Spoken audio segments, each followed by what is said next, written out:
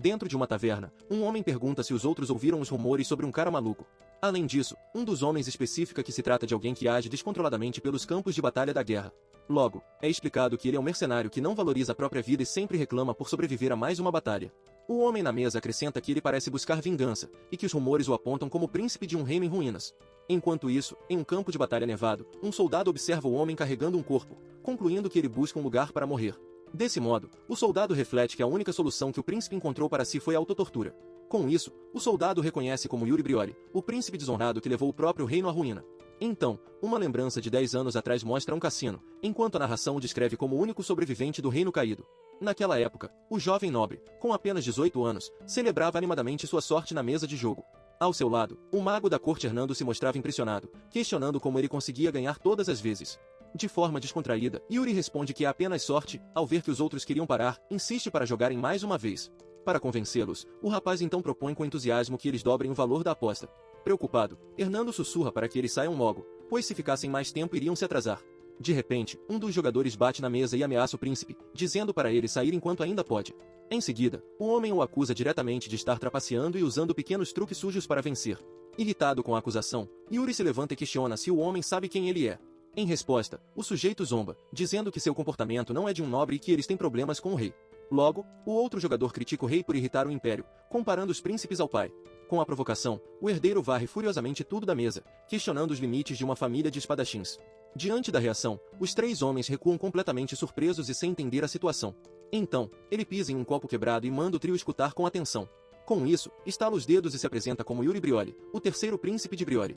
Após a revelação, os homens ficam visivelmente amedrontados e recuam um passo. Com um sorriso sinistro, o jovem avisa que eles irão renascer por suas mãos. Em seguida, os homens gritam de dor enquanto o sangue espirra por todo o chão. Mais tarde, em uma noite tranquila, uma voz distante afirma que está falando sério. Em um pátio, um homem explica para uma mulher que se atrasou por uma reunião urgente com seu pai, como já havia avisado. Assim que ele pede perdão, a princesa Ekaterina Ivarna Granzen o encara com desdém. E Ekaterina então pergunta se ele se acha o único culpado, pois ela se esforçou para chegar lá sem ser vista. O homem tenta se justificar, explicando que precisa ser cuidadoso com a partida de seu pai, embora não devesse contar isso a ninguém. Com um sorriso sarcástico, a princesa questiona se ela é considerada outras pessoas para ele. Atrapalhado, o rapaz se apressa em negar, explicando que não foi o que ele quis dizer. Em seguida, Ekaterina segura o colar que recebeu e pergunta por que o aceitou se não confiava nela. Com isso, ela o adverte para não a procurar mais e começa a se afastar. Então, ele chama o nome de Ekaterina, enquanto a observa indo embora pelo beco. Sozinho, segura o colar, sem saber o que fazer a seguir. De repente, uma figura sombria aparece atrás dele enquanto ele comenta que será difícil conseguir o perdão da princesa. Então, um sorriso sinistro se forma no rosto da figura misteriosa. Após aquele dia, a já frágil relação entre Brioli e o Império finalmente se desfez por completo. Assim, as provocações do Império se tornaram mais sérias e o conflito entre as nações aumentou. Subitamente, um grito de alerta ecoa pela noite, anunciando uma invasão. Logo se confirma que o Império invadiu Brioli, enquanto o castelo é tomado pelo fogo. Em meio ao pânico, ordens para evacuar são gritadas enquanto as pessoas correm para se salvar. Durante as chamas, o príncipe corre desesperadamente, mandando que todos ao redor do castelo fujam. Diante do portão em chamas, ele testemunha o início da guerra contra o Império. Enquanto o fogo consumia tudo, Yuri corria em meio ao caos da guerra. Com o passar do tempo, a guerra se arrastava sem fim, acumulando incontáveis sacrifícios. Caído e ferido no chão, ele chamava desesperadamente por Joshua. Logo em seguida, o aliado insistia para que o príncipe evacuasse, enquanto questionava onde estavam os reforços. Uma narração então revela a ausência de Fiore Brioli, considerado a arma mais poderosa de seu reino. Com a ausência dele, a guerra começou a pender para o lado do Império, algo que Yuri inicialmente considerou uma coincidência. Enquanto refletia sobre o passado e as batalhas, ele percebia que só havia uma conclusão lógica, mesmo que tentasse negar a verdade. Assim, o jovem concluiu que Ekaterina o havia traído, pois era a única pessoa a quem tinha contado tudo. Ele então se lembrou que, logo após contar sobre a partida de seu pai, o Império iniciou a invasão. Diante dessa lembrança, a resposta que recebeu de Ekaterina veio à sua mente. Ao invés de ajuda, a carta dela continha apenas um pedido de desculpas, o que o levou ao desespero. De volta à batalha, os soldados inimigos o reconheceram e declararam que sua morte significaria o fim de Brioli. Olhando para os adversários, ele pensou que aquela luta parecia não ter fim. Logo em seguida, o guerreiro avançou e cruzou espadas com um dos soldados. Com um golpe rápido, conseguiu derrotar seu oponente. Sem parar, outro inimigo avança com tudo para cima do príncipe. Logo um soldado ataca com força, e ele é empurrado para trás pelo impacto da espada. Com fúria, rende os dentes, determinado a não ceder. Em seguida, lança um contra-ataque poderoso e derrota o soldado em um único golpe. Exausto, o rapaz para por um momento para respirar, segurando sua espada ensanguentada. Mesmo cansado, outros inimigos aparecem em seu caminho.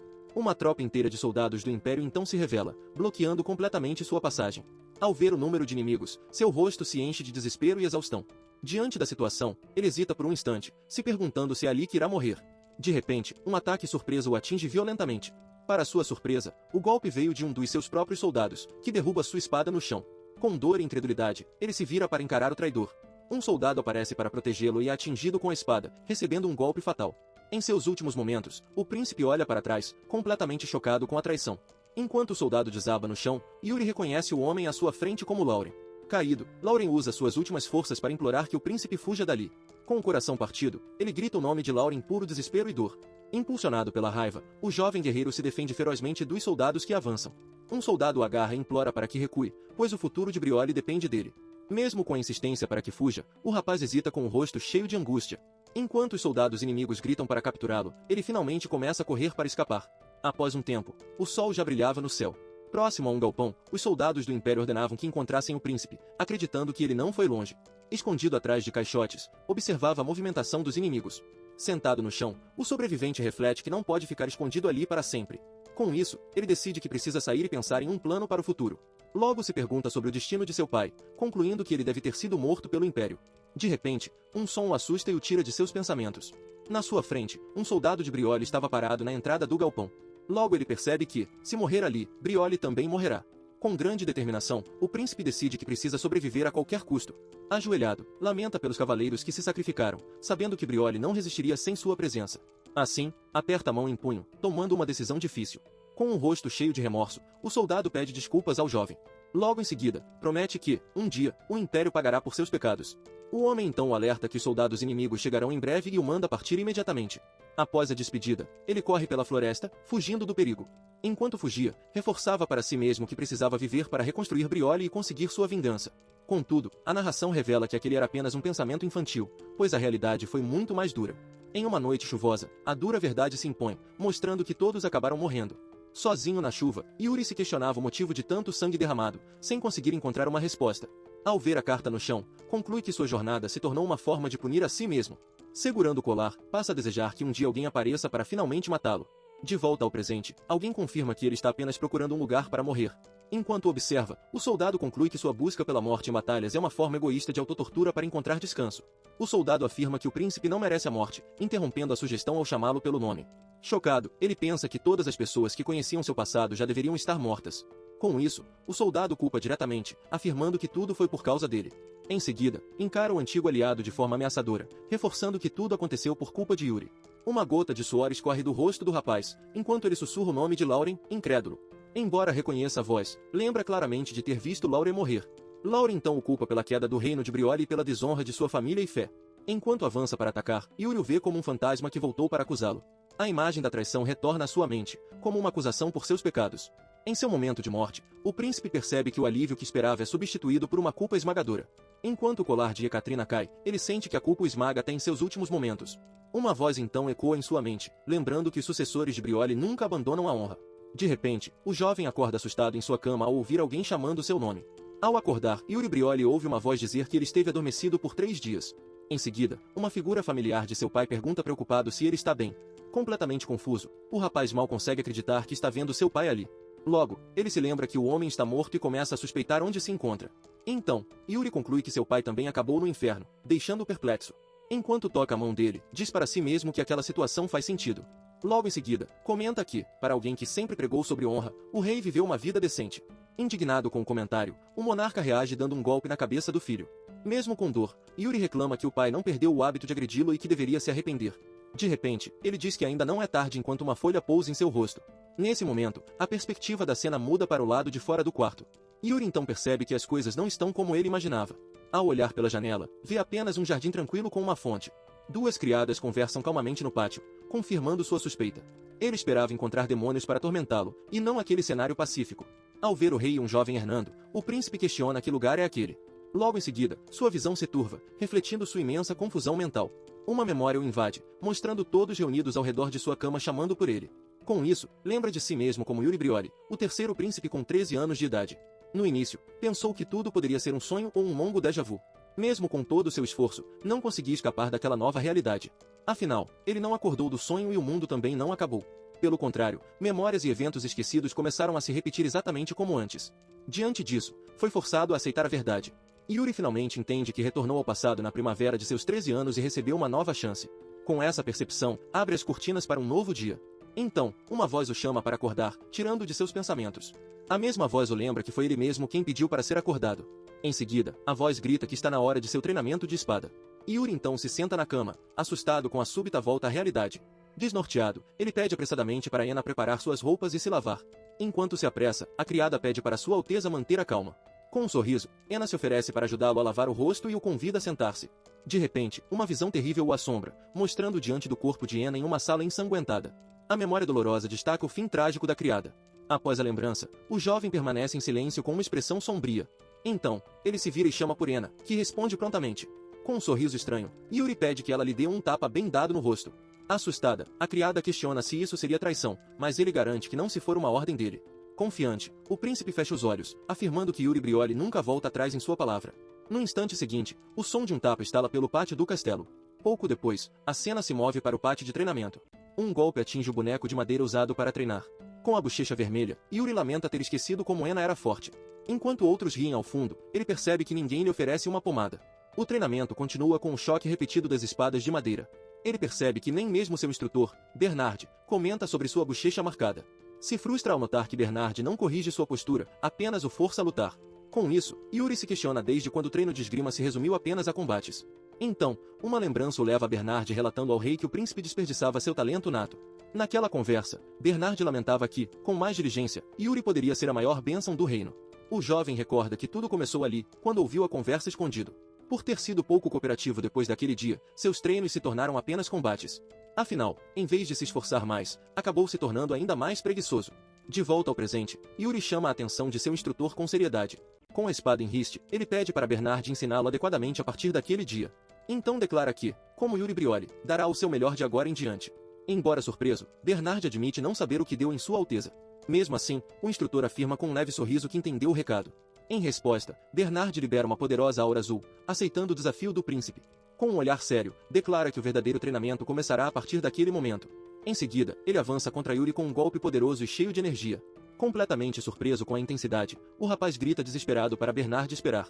Apesar do pedido, o treinamento prossegue em um ritmo extremamente acelerado pelo pátio. Com um sorriso nervoso, ele admite para si mesmo que havia se esquecido de um detalhe crucial. Enquanto isso, a espada de madeira corta o ar com uma velocidade impressionante. Envolto em sua aura azul, Bernard demonstra a razão de sua temível reputação. Yuri então se lembra que seu instrutor era conhecido como o Demônio da Espada antes de servir a Brioli. Depois de um longo e intenso combate, a espada de madeira finalmente se parte ao meio. Caído no chão, ele reflete que, sem sua experiência como mercenário, teria sido derrotado facilmente. Mesmo com o corpo exausto, o príncipe estende a mão para o céu determinado. Logo conclui que, se continuar nesse ritmo, melhorará rapidamente, o que não é nada mal. Do outro lado, Bernard se espanta ao perceber que o jovem bloqueou todos os seus ataques. De repente, a criada Ena corre até o pátio e chama pela Sua Alteza. Sem fôlego, ela pede para Yuri parar o treino imediatamente e acompanhá-la. Logo ela informa que Sua Majestade está chamando por ele, fazendo o rapaz se perguntar o porquê. Em seguida, ela explica que o Conde Johannes trouxe seu filho, deixando Yuri chocado com a notícia. Imediatamente, ele se recorda que foi Goth quem traiu o reino e abriu os portões para o Império em sua vida passada. Com a lembrança, o príncipe reconhece Gottbarkvar e mal pode acreditar que aquele desgraçado está ali. Com uma nova determinação, ele se vira e chama por Ena, que responde imediatamente. Com um olhar frio, pergunta onde exatamente aquele desgraçado está agora. Durante um jantar formal, a diferença entre os pratos servidos era evidente na mesa. Em uma longa mesa, o rei de Brioli se sentava com Yuri, Gottbarkvar e outros convidados da nobreza. Enquanto comia em silêncio, os presentes notavam o quanto o terceiro príncipe havia mudado. Logo, o pai de Goth comenta com o rei que o físico de Yuri também parecia muito melhor. Diante do elogio, o monarca sugere que seu filho deve ter comido algo errado, fazendo o nobre rir. Então, o conde elogia a inteligência de seu filho, mas o rei responde que ele ainda tem muito a melhorar. Enquanto isso, o herdeiro Barkvar parecia envergonhado com a atenção que recebia do irmão mais velho do príncipe. Mas a interação foi interrompida pelo olhar furioso lançado por Yuri na direção de Goth. Com isso, o jovem ficou visivelmente tenso e começou a suar frio sob o olhar do príncipe. Percebendo a tensão, o irmão mais velho cutucou Yuri para chamar sua atenção discretamente. Em seguida, ele perguntou se algo aconteceu entre os dois, e o príncipe confirmou que aquele sujeito o apunhalou pelas costas. Com um sorriso provocativo, o irmão perguntou se o grande Yuri Briol deixaria aquilo por isso mesmo. O terceiro príncipe observou em silêncio, refletindo em como o traidor fingia ser digno enquanto olhava para os lados. Com isso, concluiu que aquele rapaz não havia mudado absolutamente nada. Goth, por sua vez, continuava claramente nervoso, incapaz de relaxar. Ele mantinha uma expressão irritada, sem conseguir disfarçar o desconforto. Yuri desdenhou internamente, concluindo que precisava corrigir o temperamento do rapaz. Determinado, ele se lembrou que tudo aquilo era para o bem do próprio Goth e para evitar a repetição de sua vida passada. Com isso, recordou que lutou com ele na mesma época em sua vida anterior por um motivo fútil. Na lembrança, o príncipe se aproximou e comentou sobre suas habilidades com a espada, deixando-o surpreso. Logo depois, declarou que o reino não tinha lugar para cavaleiros mesquinhos, mas o rapaz retrucou que nem era um cavaleiro ainda. Então, Yuri lembrou de que seu destino era se tornar um cavaleiro a serviço do reino. Mesmo que o outro admitisse que aquilo era tecnicamente verdade, sua hesitação era nítida. Diante da provocação, o jovem declarou aquilo um duelo e assumiu sua postura de combate. No entanto, o príncipe atacou primeiro com uma velocidade surpreendente, o que foi considerado uma emboscada covarde. Com agilidade, ele se esquivou facilmente do contra-ataque adversário. Em seguida, acertou o rosto do rival em cheio com o bastão de madeira. Com a mão no olho, o rapaz implorou para que o príncipe honrasse o código dos cavaleiros. Em resposta, Yuri simplesmente soltou seu bastão de madeira no chão. Goth ficou chocado com a atitude, questionando por que ele jogaria sua espada fora. Com um sorriso confiante, o príncipe avançou desarmado em direção ao oponente. Em seguida, ele o derrubou com um chute certeiro antes que pudesse reagir. O jovem caiu no chão, expressando sua dor com o impacto do golpe. Yuri então pegou o bastão de madeira que havia caído no gramado. Apontando a arma, confrontou o rapaz sobre ter vendido a honra de seu pai por informação na vida passada.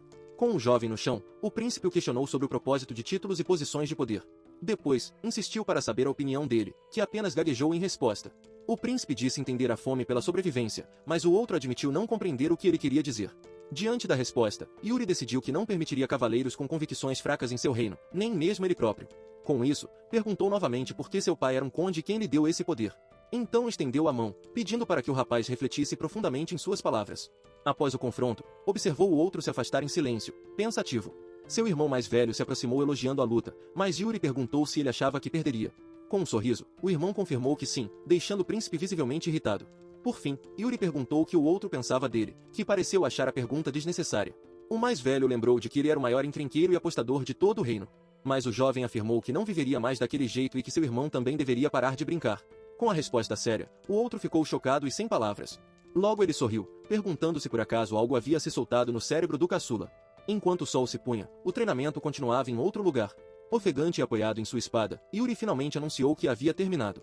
Depois de vê-lo cair exausto no chão, Bernard elogiou seu excelente trabalho e encerrou o treino do dia. No entanto, o instrutor o chamou novamente enquanto ele descansava no chão. Então disse que já era hora de começar a aprender um método de mana. Surpreso, Yuri perguntou se aprenderia o método do próprio mestre, mas Bernard negou, dizendo que não era adequado. Em vez disso, recomendou o método Briol por sua eficiência, deixando o jovem confuso com a sugestão. Ele pensou consigo mesmo que já havia dominado aquele método e atingido seus limites como mercenário na vida passada.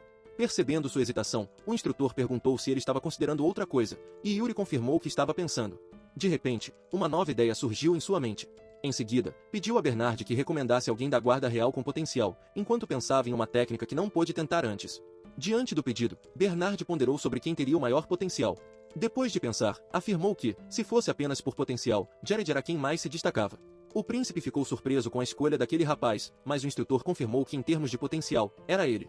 Com isso, Yuri repetiu o nome de Jared em seus pensamentos.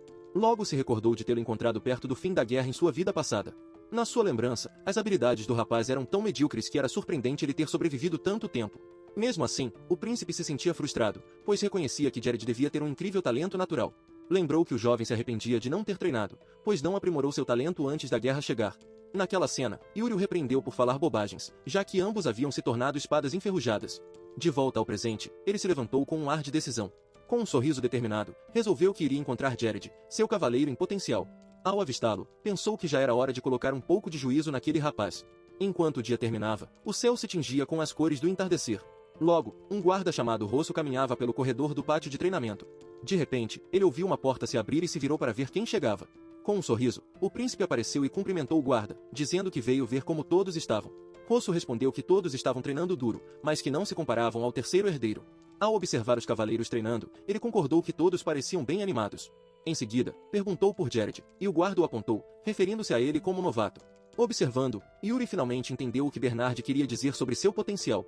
Notou que, embora o treino fosse importante, o rapaz estava apenas fazendo o mínimo necessário.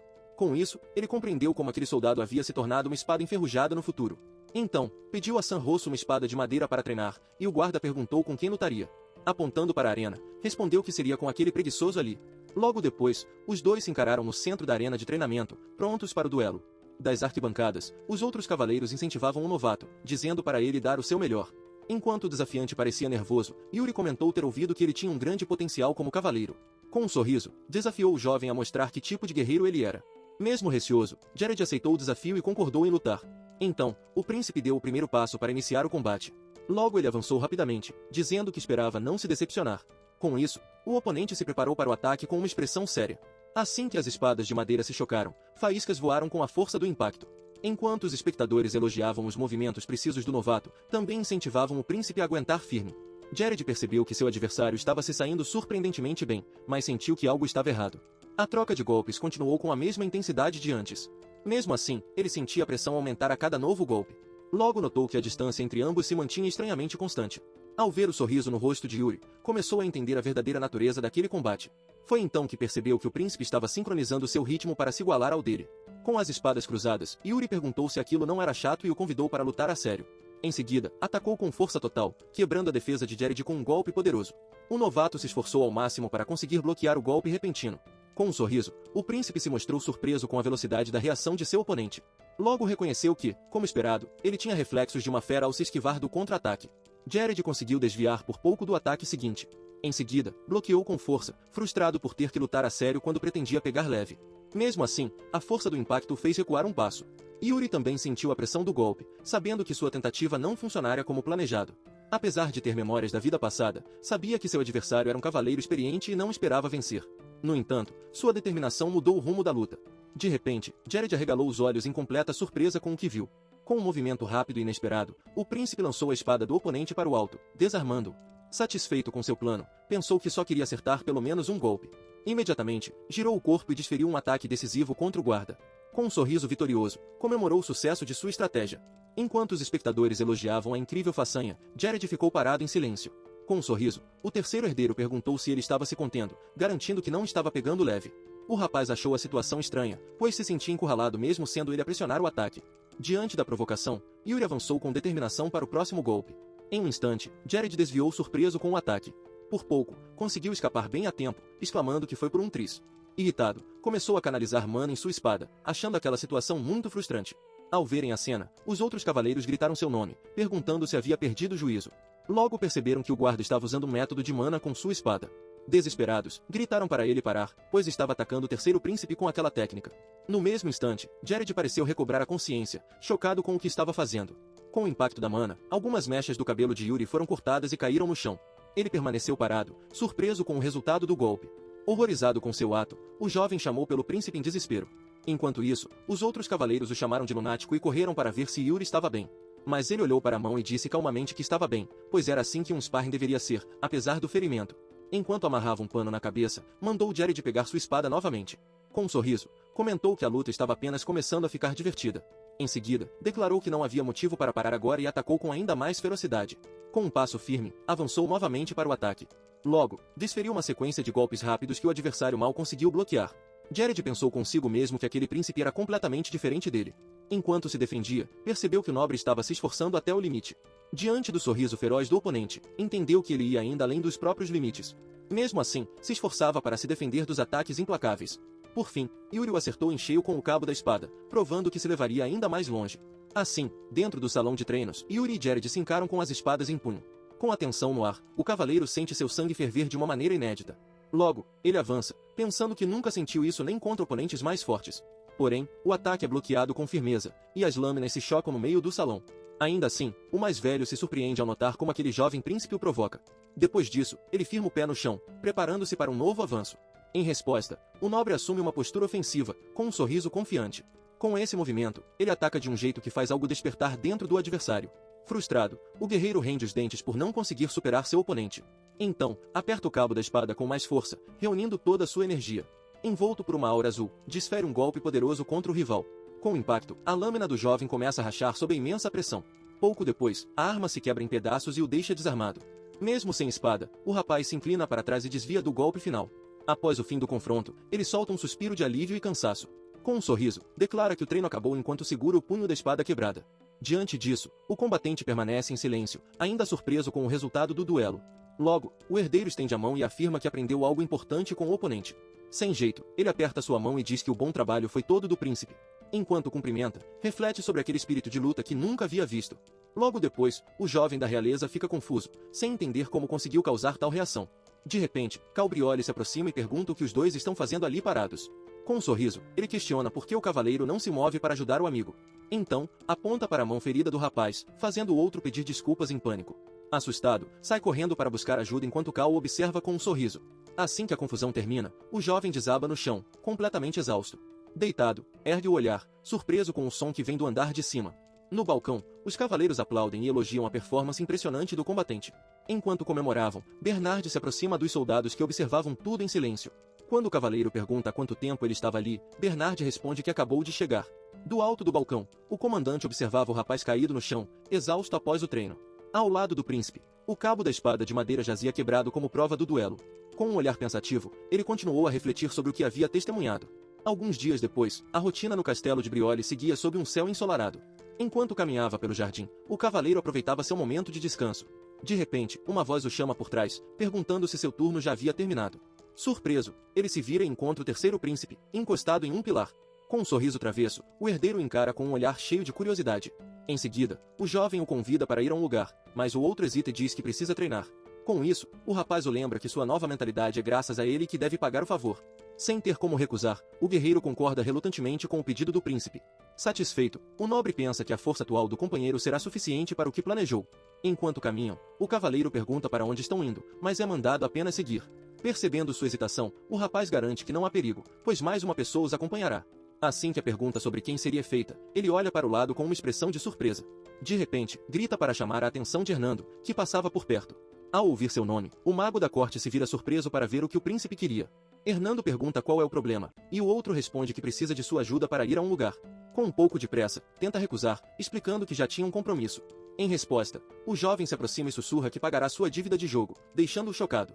Incrédulo com a oferta, o feiticeiro pergunta se ele realmente está falando sério. Com um sorriso, o rapaz confirma a proposta e diz que pode usar o favor que o outro lhe deve.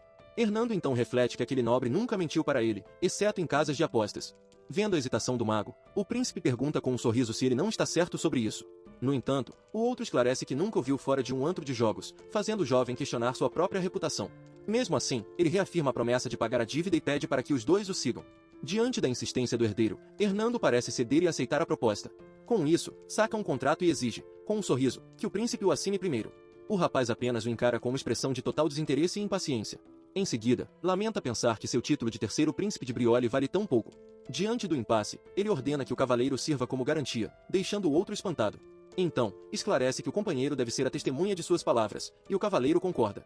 Satisfeito com a garantia, Hernando aceita ir junto, com um largo sorriso. Logo o mago pergunta qual o destino, estranhando a presença de um guerreiro e um feiticeiro juntos. Sem hesitar, o príncipe revela que eles estão indo para a Montanha da Espada, surpreendendo a todos.